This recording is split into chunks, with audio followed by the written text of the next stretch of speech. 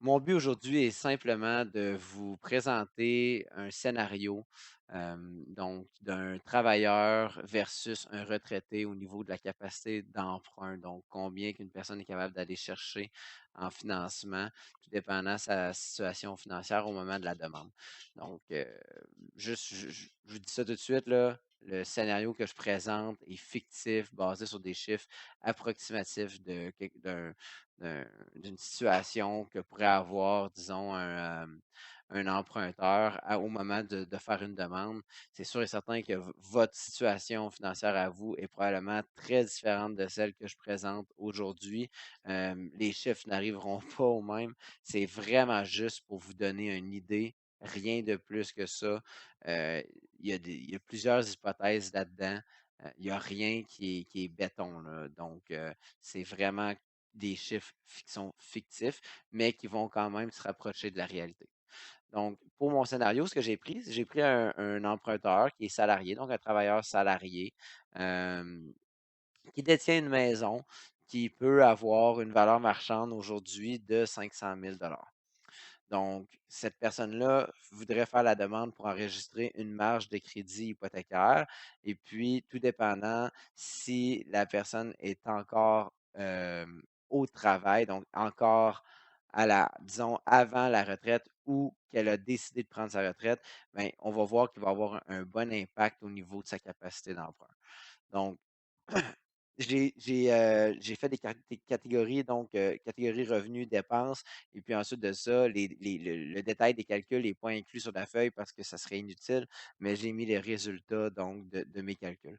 Donc, si on commence avec un salarié, quelqu'un qui gagnerait, disons, avant de prendre sa retraite, un 85 000 par année, cette personne-là ne reçoit pas encore de rigidité rente ni de pension pour la sécurité de vieillesse.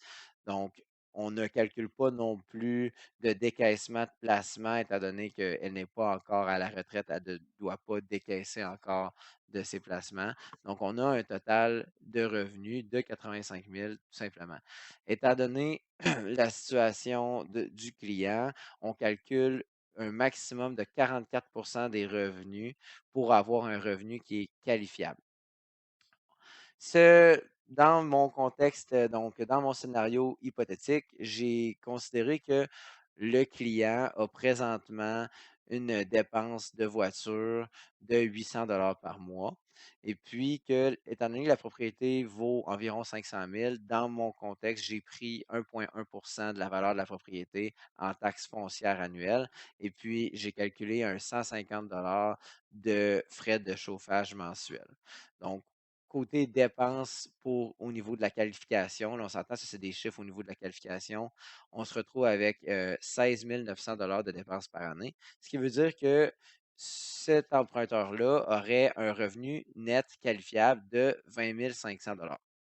Le taux de qualification est basé sur le taux de la marge de crédit hypothécaire et avec une période d'amortissement de 25 ans au maximum. Ce qui veut dire que le taux de qualification est à 5,30 plus 2. Il y a des marges de crédit qui vont être un petit peu plus basses que ça. Il y en a d'autres qui vont être plus hautes. Ça, c'est un average que j'ai pris ici, donc une moyenne à 5,3 plus 2 pour obtenir le taux de qualification à 7,3 ce qui nous donne une capacité d'emprunt de 237 586. Étant donné qu'il n'y a pas de décaissement de placement dans ce scénario-ci, donc il y a la capacité d'emprunt, peu importe, est de 237 586. Maintenant, prenons un retraité de 60 ans. Donc, quelqu'un qui a décidé de prendre sa retraite à 60 ans. Étant donné qu'il a pris sa retraite à 60 ans, le montant qu'elle va pouvoir retirer de la Régie des rentes va être plus faible que celui qui a pris sa retraite à 65 ans.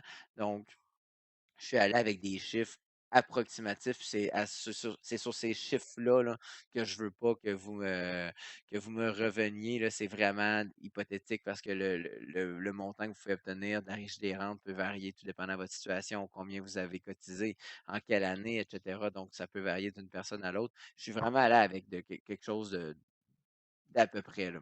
Donc, 9 100 $ par année de riche des rentes. Pension de sécurité de vieillesse, un 7 000 $ par année. Euh, j'ai calculé que cet individu-là pourrait décaisser un 20 000 $ par année de ses placements. Comment ça fonctionne? Ça, c'est qu'il y a certains prêteurs, pas tous, mais certains prêteurs qui vont nous laisser calculer un pourcentage des placements investis par l'emprunteur. Donc, dans ce contexte-ci, j'ai pris quelqu'un qui aurait 500 000 $ en placement à sa retraite et qui, dans ce contexte-là, on pourrait calculer un maximum de 4 de ses placements en décaissement annuel. Donc, pour que ça puisse durer pendant 25 ans. Donc, un 4 qui est un 25e, en fait. Donc, ce qui donne 20 000 $ que l'on peut calculer dans les décaissements de placement comme étant un revenu qualifiable. Comme je vous dis, faire attention, c'est vraiment pas tous les prêteurs qui acceptent cela. La majorité, en fait, les accepte pas, mais il y a certaines exceptions.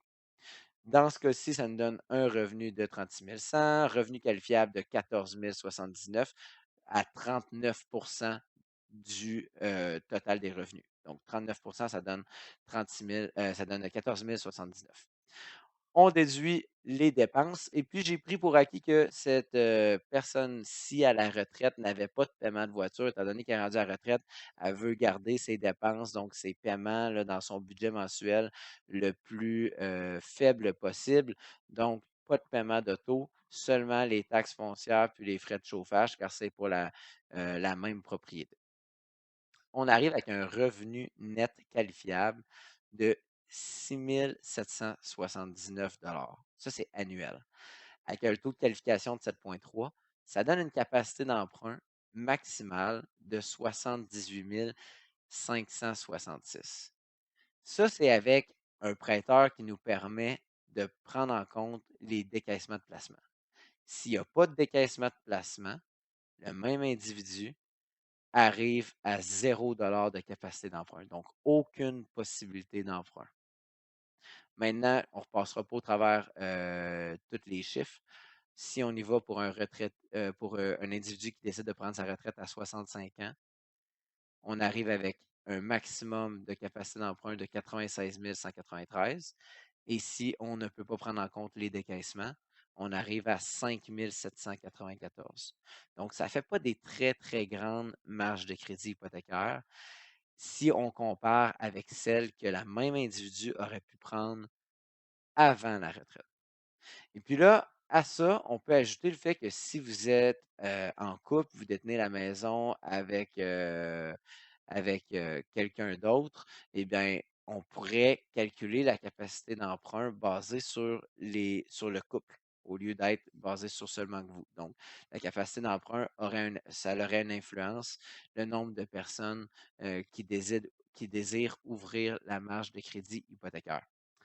Et puis, là, vous pourriez me dire, ouais, mais si j'ai un travail à temps partiel durant ma retraite, mais là, c'est sûr que c'est intéressant de le considérer. Si vous venez tout juste de prendre votre retraite, puis que vous commencez un nouveau travail à temps partiel, on ne pourra pas considérer de revenus, même si les heures que vous faites sont garanties. Donc, il va falloir que vous ayez de, un 2 ans d'historique, là, donc un 2 ans d'années fiscales complétées pour pouvoir à ce moment-là considérer un revenu pour un travail qui est à temps partiel. Sinon, on doit seulement prendre les revenus que j'ai mis dans ma grille ici. Donc, j'espère que ça vous fait comprendre la raison pour laquelle c'est important de faire le geste avant de prendre la retraite. C'est pas que c'est impossible de le faire un coup que la retraite est prise, mais tout dépendant de votre situation financière, de vos revenus en tant que retraité, c'est possible que votre capacité d'emprunt soit largement réduite.